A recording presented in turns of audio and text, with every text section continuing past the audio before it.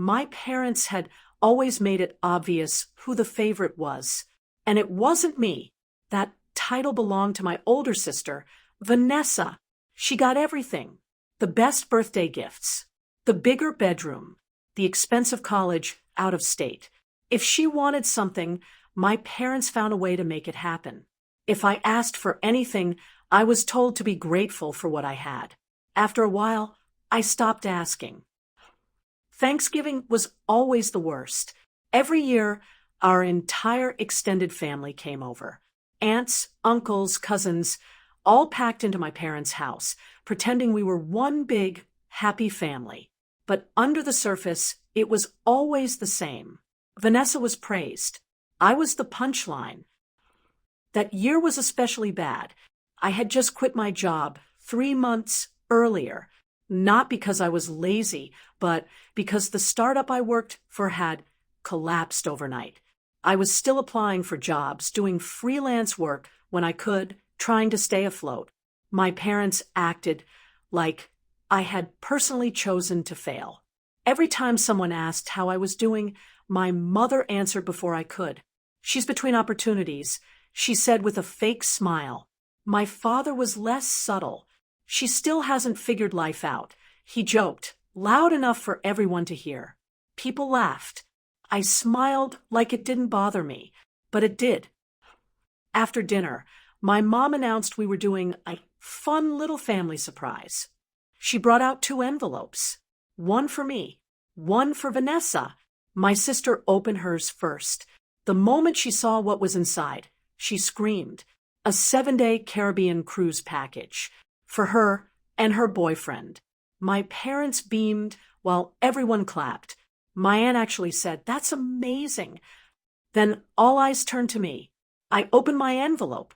Inside was a single scratch-off lottery ticket, the cheap kind you buy at a gas station for $2. The room went quiet for one awkward second. Then my father laughed. "Maybe your luck will finally change," he said. A few people chuckled. Vanessa smirked and lifted her cruise voucher. Guess mine already did.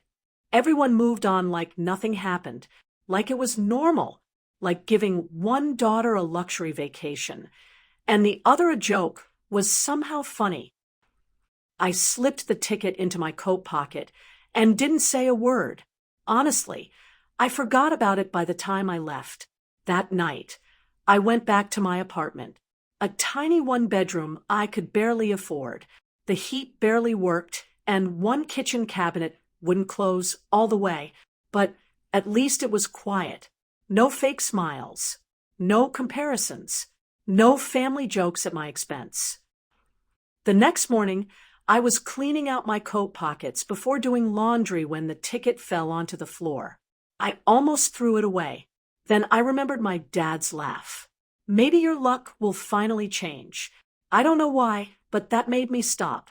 I picked it up and opened the lottery app on my phone. One by one, I entered the numbers. The first matched, then the second, then the third. At first, I thought the app was glitching. My hands started shaking when the 4th matched, then the 5th, then the 6th. I stared at the screen, unable to breathe. A flashing message appeared. "Jackpot winner, claim required. Prize amount, $100 million.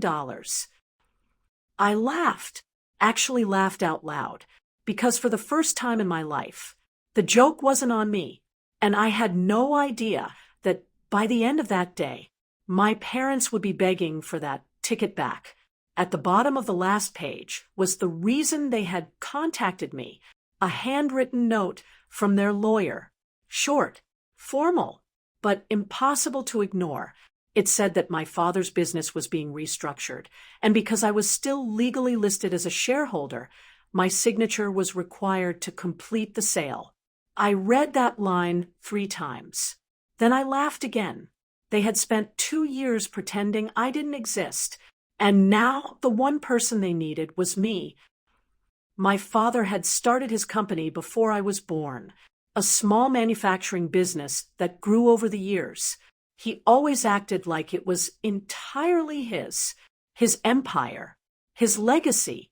What he never told most people was that when I turned 18, he transferred a small percentage of shares into my name for tax reasons.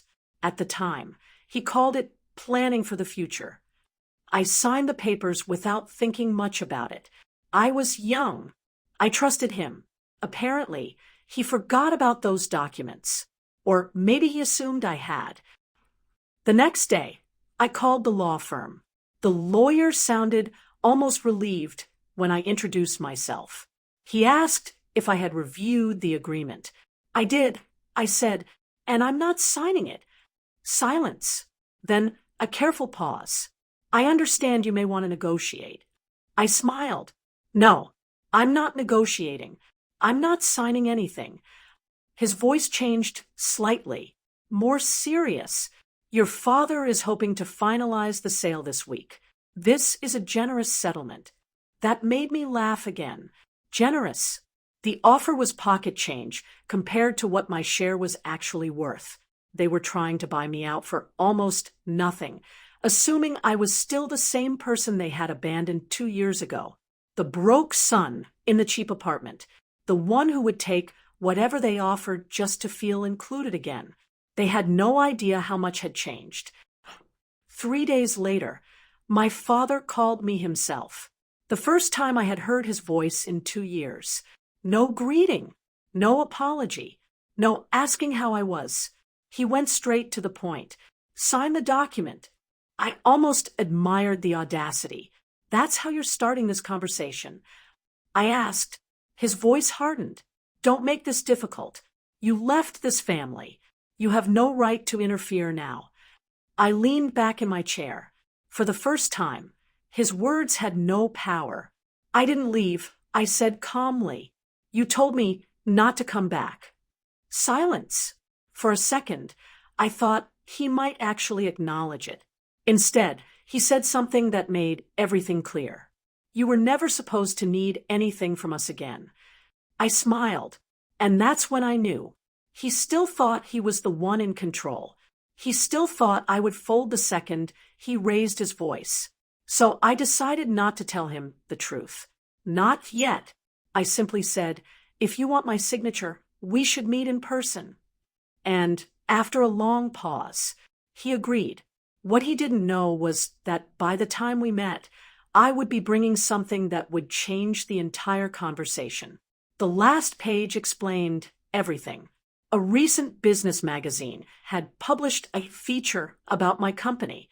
My photo was on the cover, and the article mentioned the valuation of the business. That was how they found out. My parents had cut me off thinking I would fail without them. Instead, I had built something bigger than the family business they spent years protecting.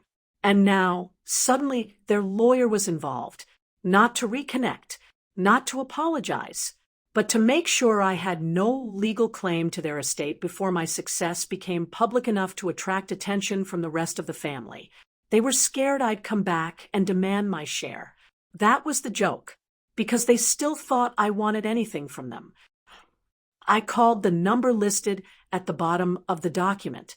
The lawyer answered immediately, like he had been expecting me. He spoke in that careful, professional tone and asked if I had reviewed the agreement. I said yes. Then I asked one question. Did my parents tell you how much my company is worth? There was silence, a long silence. Then he cleared his throat. That isn't relevant to the agreement. I smiled. It is because the amount they offered me wouldn't buy one of my office chairs. He said nothing. The next morning, I sent the papers back, unsigned, but I included one document of my own, a copy of the magazine interview, and a short handwritten note. It said, "You can keep the inheritance. I already built something better, without you." 3 days later, my father called for the first time in 2 years. I looked at the screen, watched it ring, and burst out laughing again. Then I blocked the number, because for the first time in my life, I knew they had lost something far more valuable than money, and they knew it too.